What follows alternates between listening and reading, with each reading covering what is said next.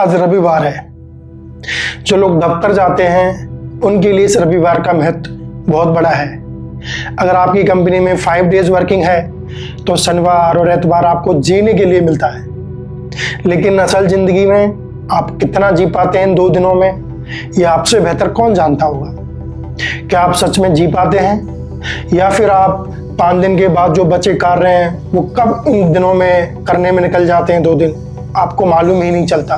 मैं 7 साल तक वर्किंग रहा एक कंपनी में। लगभग 1 साल तक मैंने अन्य संस्थान में कार्य किया और मैं अभी निजी उद्यम में लगा हुआ हूँ, जहाँ मैं कुछ कर्मचारियों के साथ कार्य करता हूँ, जो मेरा स्वयं का उद्यम है।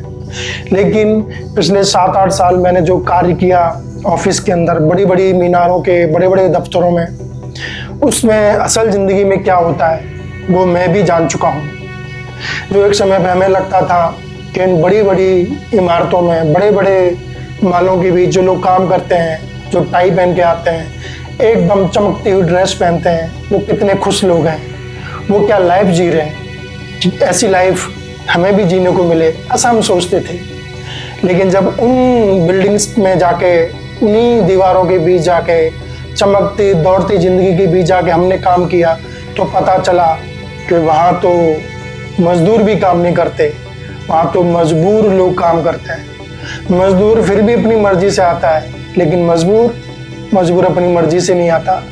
ना जाने कितने लोगों के सपने वहाँ दबे हैं, कुचले हैं, मरे हैं और रौंदे गए हैं बॉसेस द्वारा, अपने ईगो के चलते, अपने टॉक्सिक बिहेवियर के कारण। आज के इस वीडियो में ना कोई एडिटिंग, ना कोई ड्रामा, ना कोई ग्राफिक्स, सीधे मन की बात करूंगा, अपने तजुर्बे की बात करूंगा। यह वीडियो सिर्फ कामकाजी लोगों के लिए है या वो लोगों के लिए है जो आगे चल के नौकरी करना चाहते हैं, खास तौर पे कॉर्पोरेट वर्ल्ड में, प्राइवेट सेक्टर में। नमस्कार दोस्तों, स्वागत है आपका द स्पिट लेंस में। आज बात होगी भागती दौड़ती जिंदगी जो कॉर्पोरेट वर्ल्ड में चल रही है। कहते हैं कि एक कंपनी में जो लोग काम करते हैं वो अपने सपनों की कीमत पे कंपनी के मालिक के सपनों को पूरा कर रहे होते हैं।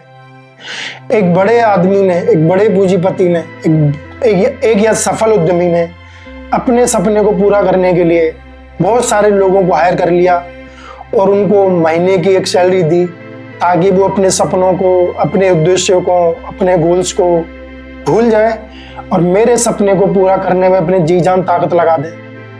और उसमें कुछ लोग आते हैं, नारायण मूर्ति जैसे फोर्सेस के मालिक, जिनके प्रति काफ़ी श्रद्धा थी मेरे मन में, लेकिन पिछले कुछ दिनों में उन्होंने वो इज्जत मुझसे वापस ले ली। नारायण मूर्ति ने कहा कि लोगों को 17 घंटे काम करना चाहिए। मोदी जी से सीखना चाहिए कि कैसे काम करते हैं 18-18 घंटे, शनिवार इतवार की छुट्टी भी नहीं हो। उनका बस चले तो वो 24 घंटे 7 दिन आपसे काम करवाएं ताकि वो बड़े बड़े मकान, बड़े बड़े फ्लैट, बड़ी बड़ी संपत्ति खरीद सकें। जैसे कि उन्होंने हाल ही में बेंगलोर में 50 करोड़ का एक बंगला खरीदा है, फ्लैट खरीदा है।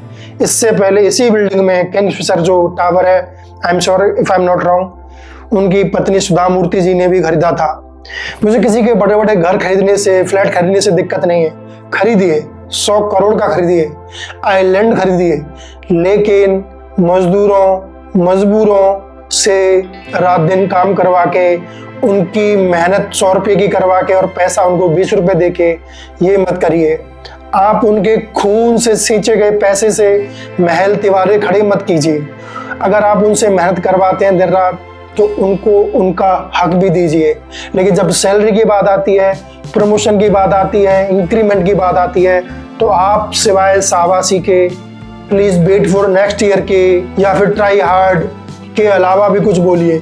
उनके पैसे बढ़ाइए, उनकी तनख्वाह बढ़ाइए। इस वीडियो में सबसे महत्वपूर्ण चीज़ जिस पे मैं बात करना चाहता हूँ, जिसके कारण एम्प्लॉयज़ ज़्यादातर ठगे जाते हैं और ये नए एम्प्लॉयज़ के साथ ज़्यादा होता है या उन एम्प्लॉयज़ के साथ ज़्यादा होता है जो एक बैकग्राउंड के साथ कंपनी प्रदाता जो होता है, एम्प्लॉयर जो होता है, मालिक जो होता है, उसके साथ आते हैं। वो इमोशनल कनेक्ट स्थापित कर लेते हैं। They have attachment to their company and their employer. इस अटैचमेंट की कीमत कभी भी इस धरती पे किसी मालिक ने नहीं चुकाई है।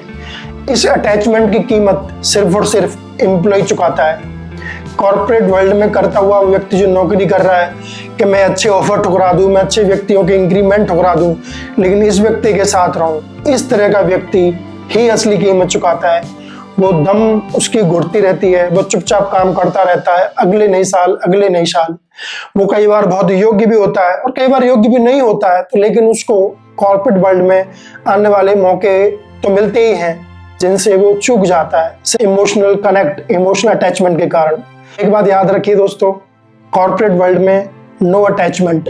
आप प्रोफेशनल हो जाइए। मैं ये नहीं कहूँगा कि मेरे अंदर अटैचमेंट नहीं था, मैंने भी कई बार अटैचमेंट की सजा भुगती है। मैंने भी कई बार 50%, 100% के हाइक्स छोड़े हैं सिर्फ और सिर्फ इमोशनल अटैचमेंट के कारण। वो ऐसा भी नहीं है कि मुझे कोई बहुत रिग्रेट है, बट लर्निंग्स हैं। The person I am, I will be always. मैं अपनी क्वालिटीज, अपना चरित्र नहीं छोड़ूंगा। अगर मेरे अंदर कुछ चीजें हैं तो हैं, I consider them as quality. But when it comes to a service, when it comes to a corporate office, we should be very professional like our employer. जब चाहे वो आपको निकाल सकते हैं, जब चाहे वो आपको ले सकते हैं, क्योंकि उनके पास पैसा है, उनके पास इमोशंस नहीं है। आपके पास इमोशंस हैं, बस ध्यान रखिए आपके इमोशंस से ना खिल जाए। आप कई बार गिरते हैं, टूटते हैं, थकते हैं, आपकी हालत बहुत बार एक भिक्षुक की भी होती है, आपकी रीढ़ की हड्डी टूट भी जाती है।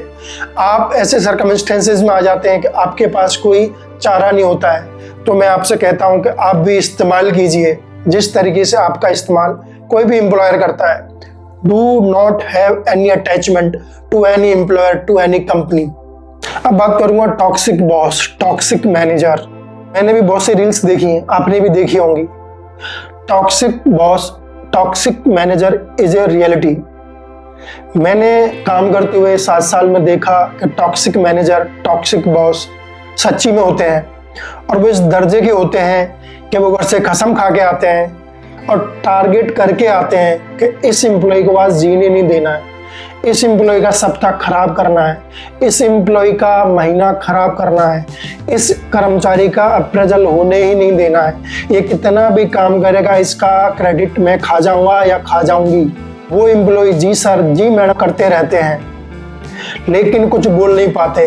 अंदर ही अंदर उनको पता होता है कि बेटा बड़े हरामी हो, लेकिन उनके पास कोई मजबूरी होती है जिसके कारण वो ऐसे टॉक्सिक बॉस को, ऐसे मैनेजर्स को सहन करते हैं, बर्दाश्त करते हैं। उनके लोन की EMI, उनके माँ बाप का दबाव, उनके घर की जिम्मेदारियां, उनके बच्चों का स्कूल, तमाम तरह की जिम्मेदारियां होती हैं जो ऐसे टॉक्सिक बॉस और मैनेजर्स को सहने की मजबूरी देते हैं। एम्प्लॉइज जब रीच आउट करते हैं अपने अपर बॉसेस को, MD को, तो उनके पास टाइम नहीं है दोस्तों।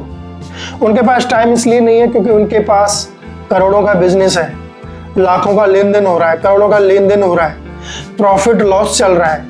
वो उस पर ध्यान देंगे या आपके आत्मसम्मान पर लगी चोट पर ध्यान देंगे या आपके साथ हो रही ज्यादती पे ध्यान देंगे? वो इस पे ध्यान नहीं देंगे, वो ध्यान देंगे प्रॉफिट पे। अगर आपने ज्यादा नुक्ताचीनी निकाल, अगर आपने उनका जरा सा भी ध्यान भटकाने की कोशिश की तो आपको उठा देंगे। असफल लीडर जो होते हैं वो एम्प्लॉय को उठा देते हैं, वो समस्या पे ध्यान नहीं देते, क्योंकि उनके लिए कोई मायने नहीं रखता कौन आ रहा है कौन जा रहा है, उनके लिए मायने रखता है सिस्टम। वो अपने मेंटल पीस को बचाने के लिए वो कुछ भी कर देंगे, वो आपकी नौकरी तक खा जाएंगे, वो कुछ भी कर देंगे। सो डोंट एक्सपेक्ट कि वो आपकी सुनेंगे। आप उन तक बात पहुंचा के अपने आप को ही उलझा लोगे, आप अपने आप के ही नंबर खराब करवा लोगे। आप तो अपने मन में सोच रहे होगे कि मैं इसको बता देता हूँ, इस बात को उनको बता देता हूँ, उनको अच्छा लगेगा, उनको ट्रांसपेरेंसी आएगी। ऐसा यथार्थ में होता नहीं है। यथार्थ में आपके बारे में सोचा जाता है क्या यार ये पीछे पड़ा हुआ है, हटाओ यार इसको, क्योंकि उनके पास टाइम ही नहीं है, क्योंकि उनका दिमाग तो लगा हुआ है प्रॉफिट लॉस में। तो उनको जो प्रॉफिट लॉस देगा तो वही उनको पसंद आएगा। इसलिए टॉक्सिक मैनेजर्स, टॉक्सिक बॉस ज्यादा अप्रेजल्स, ज्यादा प्रमोशन पाते हैं, बजाय ईमानदार, बजाय ऑनेस्ट, बजाय डेडिकेटेड, बजाय कैपेबल। ये सारे गुण जरूरी नहीं है आगे बढ़ने के लिए। आपके अंदर एक और गुण होना चाहिए इनके साथ साथ, कि आप टॉक्सिक भी हो। आप 8 घंटे की बजाय 10 घंटे काम लेना जानते हो, आप वीकेंड्स में भी बुलाना जानते हो।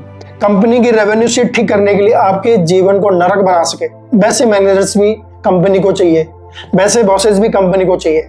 वैसा बॉस कंपनी को कभी नहीं चाहिए जो आपकी जिंदगी को ठीक रखे और प्रॉफिट को भी ठीक रखे। जो बैलेंस बनाता है वो कंपनी को नहीं चाहिए। कंपनी को चाहिए जो बैलेंस शीट, रेवेन्यू को ध्यान दे, उसी पे फोकस्ड रहे। एम्प्लॉय की हेल्थ, एम्प्लॉय का मेंटल पीस जाए भाड़ में। So request is that try to make a balance. आज आपको लग सकता है कि मैंने ये नहीं सुना, ये नहीं किया तो क्या हो जाएगा, कुछ नहीं होगा। इतने दबाव में मत आइए कि आप दब कर ही मर जाएं, आपकी घुटन में दम निकल जाए। काम भी कीजिए क्योंकि आपको तनख्वाह मिलती है, हार्ड वर्किंग रहिए, ऑनेस्ट रहिए, लेकिन किसी भी टॉक्सिक बॉस, टॉक्सिक मैनेजर को पहचानिए। सरकारी नौकरी नहीं है। अगर कोई आपसे कह रहा है कि सरकारी नौकरी है तो उसके बहकावे में, उसके जाल में मत आइए, उसके साइकोलॉजिकल हैक में मत आइए। वो आपको सी बना रहा है। Don't have emotional attachment. पतली गली से अच्छे ऑफर के साथ समय के साथ निकल जाइए। कॉर्पोरेट वर्ल्ड में keep changing job is the key to get high salary and promotions. जिस तरीके से बीजेपी कर रही है ना आजकल कि किसी भी कार्यकर्ता को उठा के अचानक से सीएम बना देती है और सारे कार्यकर्ताओं में खुशी की लहर दौड़ जाती है, अरे यार किसी का भी नंबर आ सकता है CM. This is psychological hack. लाखों करोड़ों कार्यकर्ताओं के दिमाग में ये बात चली गई कि मैं सीएम बन जाऊंगा, लेकिन सच्चाई तो ये है कि दोस्तों ये खेला गया एक खेल है ताकि अगले चुनाव में जीत सकें, ताकि लोग पार्टी से बन सकें। कंपनीज में भी ऐसा ही किया जाता है।